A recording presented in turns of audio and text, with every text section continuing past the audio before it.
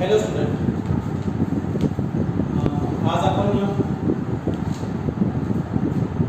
12व्या वर्गाचा मॅट्रिसेस हा चॅप्टर आपण तुमच्याकडे घेतोय. जो नवीन सिलेबस आलेला आहे 12वीचा, तर नवीन सिलेबसमध्ये हा चॅप्टर आहे. याला साधारणपणे 6 ते 7 मार्काचं वेटेज असेल. अत्यंत महत्त्वाचा हा चॅप्टर आहे आणि तेवढाच सोपा सुद्धा आहे. त्याच्यामुळे हा चॅप्टर तुम्ही व्यवस्थित शिकून घेतो. तुमचे जेवढे मार्क आहेत तेवढे फुल मार्क्स तुम्ही याच्यामध्ये कव्हर करू शकता. तसा हा चॅप्टर 12वीचा शिकण्याच्या पूर्वी आपल्याला 11चा सुद्धा 11मध्ये सुद्धा मॅट्रिसेस आणि डिटर्मिनंट नावाचा चॅप्टर होता. तो चॅप्टर सुद्धा समजून घेणं तेवढंच महत्त्वाचं आहे. कारण त्या 11चा मॅट्रिसेस जोपर्यंत आपल्याला समजणार नाही तोपर्यंत 12चा मॅट्रिसेस आपल्याला समजणार नाही. 11मध्ये काय होतं? 11मध्ये त्याच्या बेसिक कन्सेप्ट होते. जसं साधारणपणे वेगवेगळ्या टाईपचे मॅट्रिक्स कसे असतात, रो मॅट्रिक्स काय, कॉलम मॅट्रिक्स काय, सिंग्युलर मॅट्रिक्स काय, हे व्हेरियस टाईप ऑफ मॅट्रिक्सचा अभ्यास 11मध्ये होता. सोबतच ऑपरेशन्स होते, बरेचसे ऑपरेशन्स होते. म्हणजे दोन मॅट्रिक्स ॲडिशन कसं करायचं किंवा सबट्रॅक्शन कसं करायचं किंवा स्केलर मल्टिप्लिकेशन कसं काय असतं किंवा दोन मॅट्रिक्सचं मल्टिप्लिकेशन आणि डिवायडेशन वगैरे या सगळ्या गोष्टी 11मध्ये होत्या. 12मध्ये त्याच्या वरचा पार्ट आहे.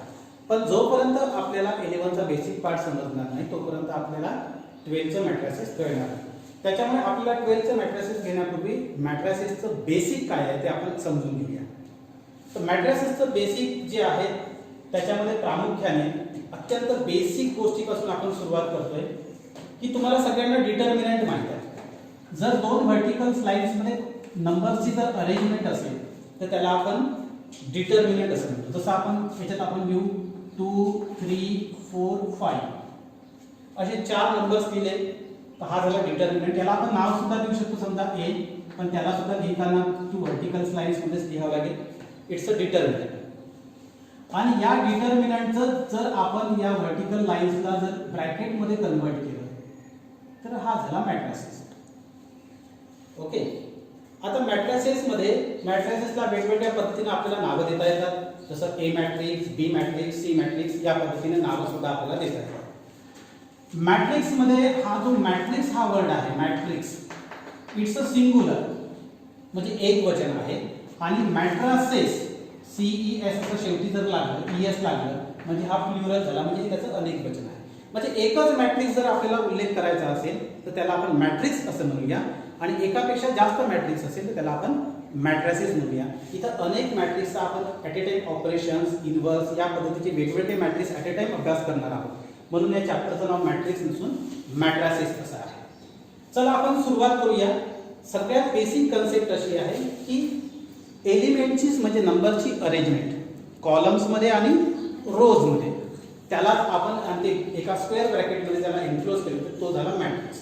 आता या मॅट्रिक्सचा बेसिक गोष्ट आहे की याच्यात जे हॉरिझॉन्टल अरेंजमेंट आहे नंबर्सची किंवा एलिमेंटची त्याला आपण रो म्हणतो. This is the first row, त्याला आपण R1 म्हणू शकतो. This is the second row, त्याला आपण R2 म्हणू शकतो. This is the first row R1, this is second row R2. Similarly, this is the first column, say C1, and this is the second column, say C2. आणि मग कुठल्याही मॅट्रिक्सचा जर order लिहायचा असेल तर तो ऑर्डर M by N म्हणजे हा M डिनोट करतो नंबर ऑफ रोज आणि N डिनोट करतो नंबर ऑफ कॉलम. हे अगदी सगळ्यांनी लक्षात ठेवायचं की सुरुवातीला जो नंबर लिहायचा आहे तो रोजचा असला पाहिजे आणि नंतरचा नंबर हा कॉलमचा असला पाहिजे. म्हणजे मग या मॅट्रिक्सचा ऑर्डर काय झाला तर number of rose R1 and R2, total number of rows is 2 and total number of column is also 2. Therefore order of matrix is 2 by 2. आपण पुन्हा काही एक्झाम्पल्स बघूया. Just like this is a matrix B 2 3 5 7 1 0. चला आपण समजून घेऊया की number of रोज किती आहे आणि नंबर ऑफ कॉलम किती आहे. This is the first row R1, second row R2, third row R3. And number of column, first column C1, second column C2. तर आपल्या नियमाप्रमाणे आपण काय करत असतो की सुरुवातीला नंबर ऑफ रोज लिहित असतो आणि नंतर नंबर ऑफ कॉलम लिहित असतो. तर नंबर ऑफ रोज आहे R1, R2, R3, that is total 3. and number of column आहे C1 and C2 म्हणजे total 2. Therefore order of matrix is 3/2. असं वेगवेगळ्या पद्धतीचा आपण ऑर्डर आपण फाइंड आउट करू शकतो. This is the 0, -1 and 3. चला काउंट करूया. Number of rose 1, 2 and 3. Therefore 3. And number of column is 1. That is the order of matrix is 3/1. पुन्हा एक एक्झाम्पल घेऊया. चला एक सांगा मला. यामध्ये नंबर ऑफ रोज 1 आणि नंबर ऑफ कॉलम सुद्धा 1. Therefore order of matrix is 1/1. या पद्धतीने आपण ऑर्डर फाइंड आउट करू शकतो. लक्षात काय ठेवायचं आहे तुम्हाला की सुरुवातीला नंबर ऑफ रोज लिहायच्या आणि इनटू करून नंबर ऑफ कॉलम लिहायचे. या पद्धतीने ही बेसिक कन्सेप्ट होती 11th मध्ये ही आपल्याला आपण शिकलो आहे. आता वेगवेगळ्या प्रकारचे मॅट्रिक्स जर आपल्याला फाइंड आउट करायचे असेल तर त्याच्यासाठी अगोदर आपल्याला मॅट्रिक्सचे काही डेफिनेशन आणि टाइप्स आपल्याला समजून घेतले पाहिजे. तर सुरुवात करूया आपण row matrix.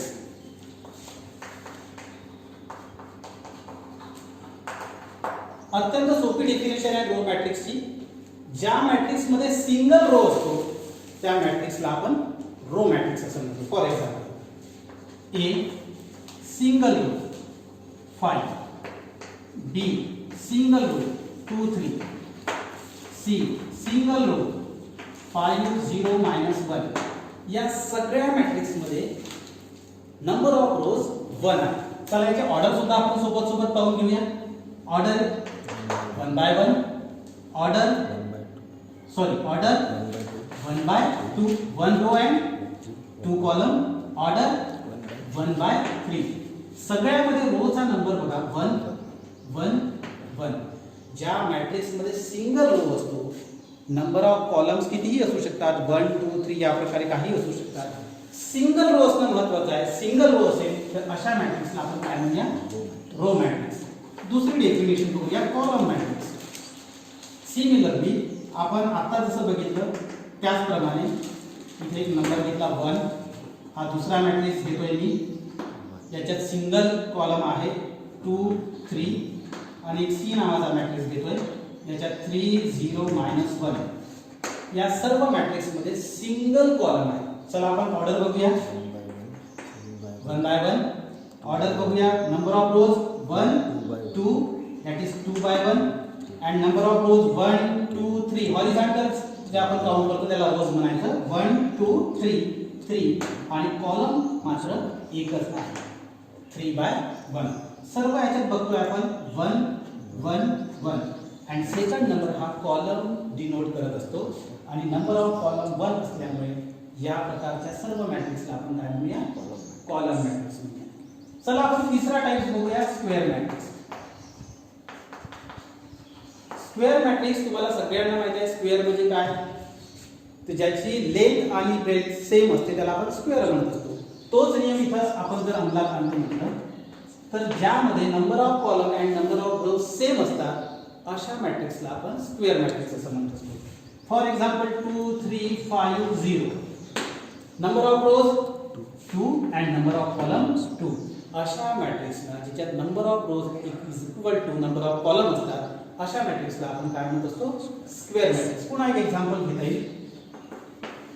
3, 0, 1, 5, -1, 2, 3, 0, 7. Order is 3/3. Number of rows is equal to number of column. अशा मॅट्रिक्सला आपण काय म्हणतो, स्क्वेअर मॅट्रिक्स. स्क्वेअर मॅट्रिक्स मधून पुन्हा एक गोष्ट आपण शिकून घेऊया की स्क्वेअर मॅट्रिक्स मध्ये हे जे नंबर आहेत जे तिरक्या याच्यात आपण त्याला असं ब्लॉक बनवलेला आहे याला आपण डायगोनल म्हणत असतो. स्क्वेअर मॅट्रिक्स कुठल्याही स्क्वेअर मध्ये या एलिमेंट्सला आपण डायगोनल एलिमेंट्स म्हणतो. म्हणजे 3, -1, 7 हे कुठले एलिमेंट आहे, डायगोनल एलिमेंट. इथे सुद्धा आपल्याला कसं करता येईल, या मॅट्रिसेस मध्ये 2 आणि 0 काय आहे, डायगोनल एलिमेंट्स आहेत. आणि मग उरलेले जे आहेत याच्या बाहेरचे वरचे किंवा खालच्या ट्रायंगल मधले या एलिमेंट्सला नॉन डायगोनल एलिमेंट म्हणतो. म्हणजे हे झाले डायगोनल एलिमेंट आणि वरचे आणि खालचे झाले नॉन डायगोनल एलिमेंट. आता चला ही गोष्ट क्लिअर झाली सगळ्यांना. स्क्वेअर मॅट्रिक्स कोणाला म्हणायचं? ज्याच्यात number of rows is equal to number of columns असतात अशा मॅट्रिक्सला आपण काय म्हणायचं? Square matrices. आणि जे तिरप्या याच्यात जे दिसतात त्याला आपण काय म्हणतो? Diagonal element. आणि डायगोनल एलिमेंट शिवाय जे एलिमेंट शिल्लक राहिले त्यांना आपण म्हणतो नॉन डायगोनल एलिमेंट. यावरून आपण 2-3 कन्सेप्ट पुन्हा समजून घेऊया. आणि ती कन्सेप्ट आहे डायगोनल मॅट्रिक्सची. चला फोर्थ टाइप्स बघूया. Diagonal matrix. डायगोनल मॅट्रिक्स मध्ये हे नंबर आता जसा मी मॅट्रिक्स काढला तसाच हा मॅट्रिसेस आहे. जसं मी इथे म्हणतो की 2 3 0 0 आहे स्क्वेअर मॅट्रिक्स, कारण number of rows is equal to number of column आहे. पण याच्यामध्ये डायगोनल एलिमेंट शिवाय नॉन डायगोनल एलिमेंट सर्व 0 असतात. अशा मॅट्रिक्सला आपण काय म्हणतो? Diagonal matrix. याच्यात पुन्हा काही एक्झाम्पल बघूया आपण. बी नावाचा एक मॅट्रिक्स घेऊन बघूया. 3 0 0 2 0 5 0 and 0 0 1. यामध्ये सुद्धा तुम्हाला लक्षात येईल की जो डायगोनल आहे, डायगोनल एलिमेंट्स आहे ते नॉन झिरो आहे आणि नॉन डायगोनल एलिमेंट सर्वच्या सर्व काय आहेत? 0 आहेत. अशा मॅट्रिक्सला काय म्हणायचं? Diagonal matrix. जर तुम्हाला या डेफिनेशन 4 डेफिनेशन आतापर्यंत आपण बघितल्या, या 4 डेफिनेशन्स आणि याचे एक्झाम्पल जर पाहायचे असेल तर तुम्ही एक याचा स्क्रीनशॉट घेऊन ठेवू शकता, कारण मी आता मिटवणार आहे. आपण पुढच्या टाइपकडे आपण बघणार आहोत.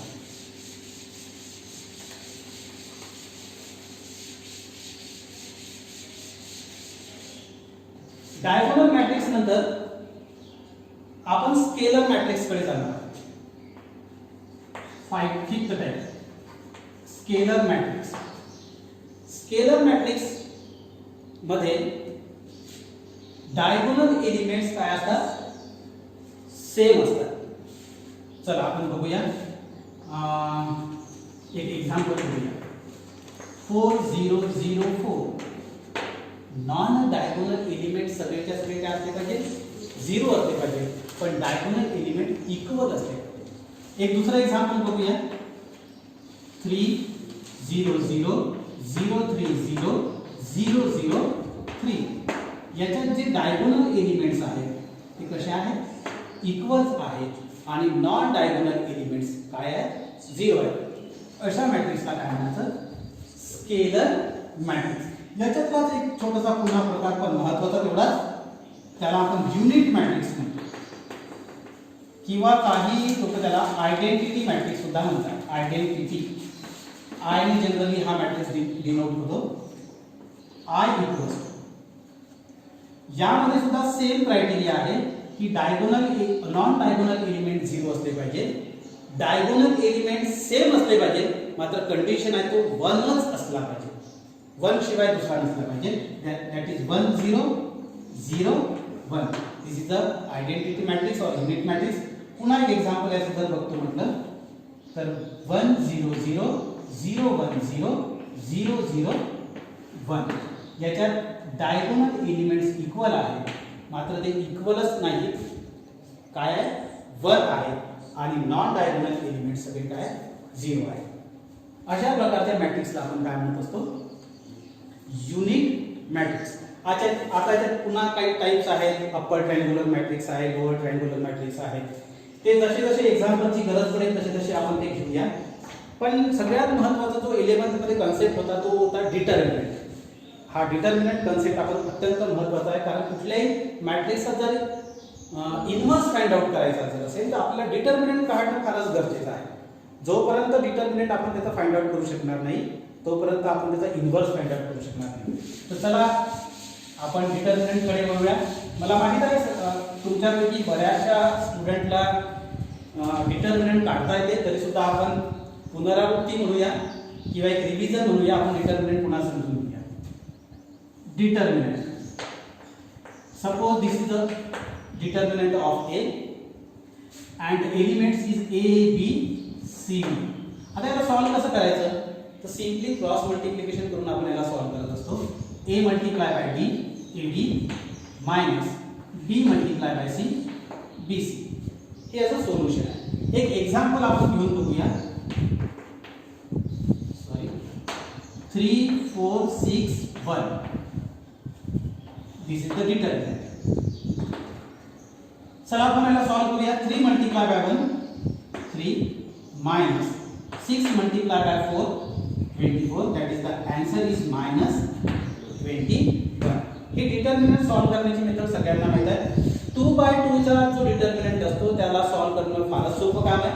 3/3 च्या डिटर्मिनंट मध्ये थोडीशी मात्र काळजी घेण्याची गरज असते, ते आपण इथे पाहून घेऊया.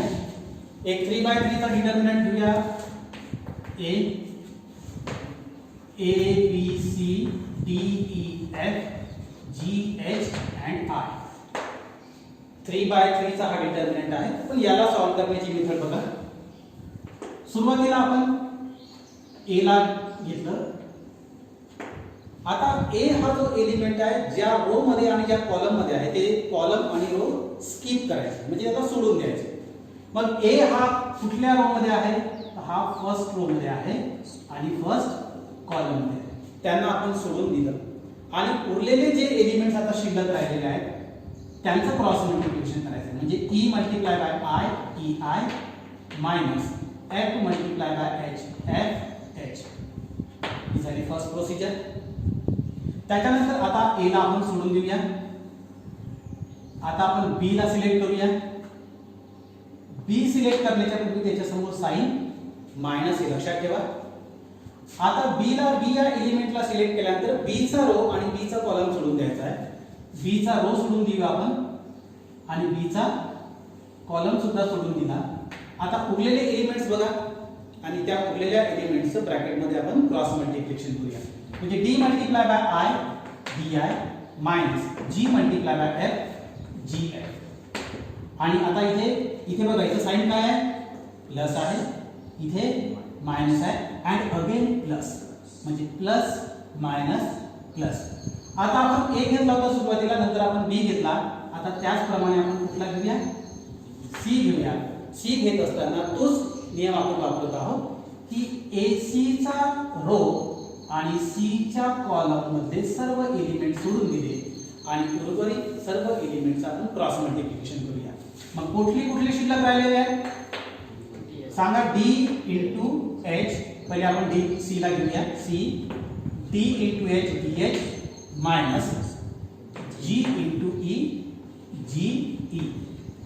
याप्रमाणे आपण त्याचं कॅल्क्युलेशन केलं. जर प्रत्यक्षात नंबर्स असतील तर त्याला कॅल्क्युलेट करून आपण त्याचं आन्सर काढलं असतं.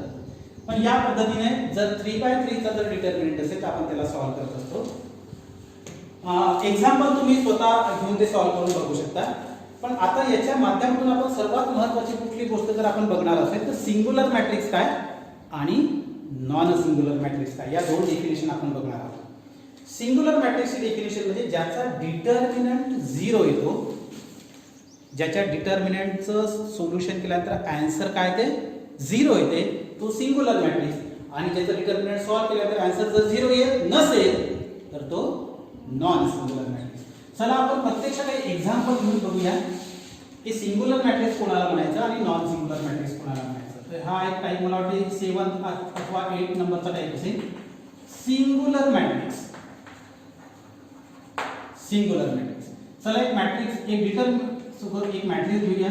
मॅट्रिक्स आहे 6 3 4 and 2.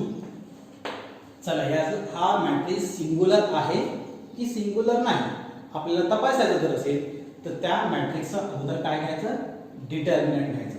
चला डिटर्मिनंट घेऊया. Therefore determinant of matrices A त्याला डिटर्मिनंट मध्ये कन्वर्ट करा. 6 3 4 2 आणि याला सॉल्व करा. 6 into 2 12 minus 4 into 3 12 equals to 0. जर डिटर्मिनंटचा आन्सर जर 0 आलं तर A नावाचा जो मॅट्रिक्स होता तो काय आहे? सिंग्युलर मॅट्रिक्स आहे. एवढं क्लिअर की सिंग्युलर मॅट्रिक्स कोण आहे, सिंग्युलर मॅट्रिक्स कोण आहे. समजा आपण दुसरं एक एक्झाम्पल घेऊया B नावाचं आणि 4 3 6 and 1. चला याचं डिटर्मिनंट घेऊया. determinant of matrix B 4 3 6 1 and 4 into 1 4 minus 6 into 3 18, answer is minus 40 is not equal to 0.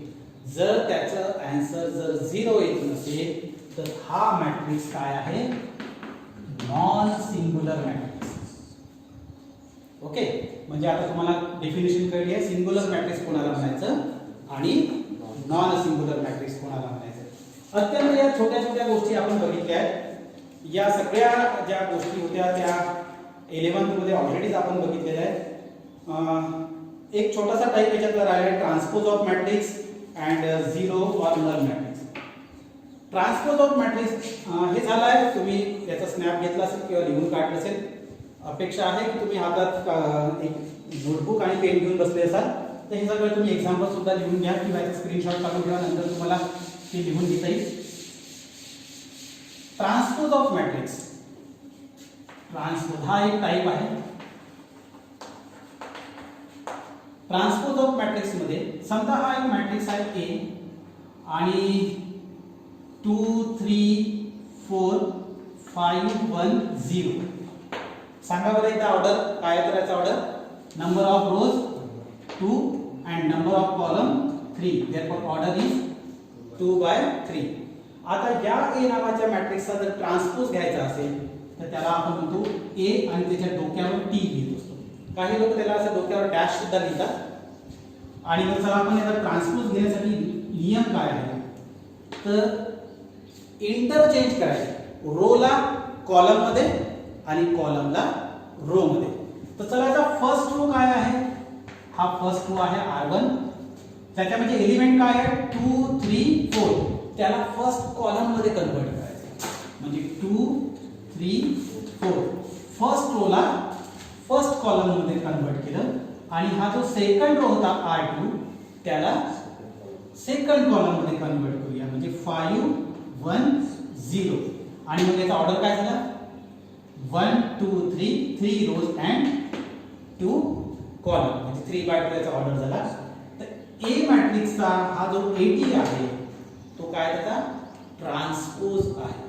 म्हणजे ट्रान्सपोज ऑफ मॅट्रिक्सची डेफिनेशन तुम्हाला समजली असेल की कॉलम्सला रो मध्ये कन्वर्ट केले आणि रोजला कॉलम मध्ये कन्वर्ट केलं तर तो त्याचा ट्रान्सपोज मॅट्रिक्स बनतो. एक पुन्हा डेफिनेशन आहे झिरो मॅट्रिक्स. झिरो मॅट्रिक्स याला नल मॅट्रिक्स सुद्धा आपण म्हणून ओळखतो. झिरो मॅट्रिक्सची डेफिनेशन फारच सोपी आहे. जर त्याच्यामध्ये ईच अँड एव्हरी एलिमेंट जर झिरो असेल मग ते कुठल्याही ऑर्डरचा असू शकतो, 0 0 0 और 0 0 0 0, ज्याच्यात ईच अँड एव्हरी एलिमेंट जर 0 असेल तर अशा मॅट्रिक्सला आपण काय म्हणून ओळखतो, झिरो मॅट्रिक्स और नल मॅट्रिक्स. या काही आपण डेफिनेशन बघितले आहे आणि सगळ्या डेफिनेशन अत्यंत सोप्या आहे, या 11th स्टँडर्ड मध्ये आहेत. पण जोपर्यंत आपल्याला या डेफिनेशन्स लक्षात येत नाही, हे टाइप्स लक्षात येत नाही, तोपर्यंत आपण 12th स्टँडर्डचे जे काही इन्व्हर्स आहे किंवा ॲडजॉइंट्स आहेत, या सगळ्या मेथड्स आहेत किंवा मल्टिप्लिकेशनच्या ज्या वेगवेगळ्या पद्धती आहेत त्या आपण समजून घेणार नाही. आपण याच्या पुढच्या लेक्चरमध्ये काही दोन मॅट्रिक्सचे जे ऑपरेशन्स असतात, वेगवेगळ्या प्रकारचे ऑपरेशन्स आहेत, जसं दोन मॅट्रिक्सचं ॲडिशन्स कसं करायचं, सबट्रॅक्शन कसं करायचं, स्केलर मल्टिप्लिकेशन ऑफ मॅट्रिक्स काय असते किंवा दोन मॅट्रिक्सचं मल्टिप्लिकेशन कसं करायचं, त्याच्या काय अटी आहेत, या सगळ्या समजून घेऊया आपण पुढच्या लेक्चरमध्ये. ओके.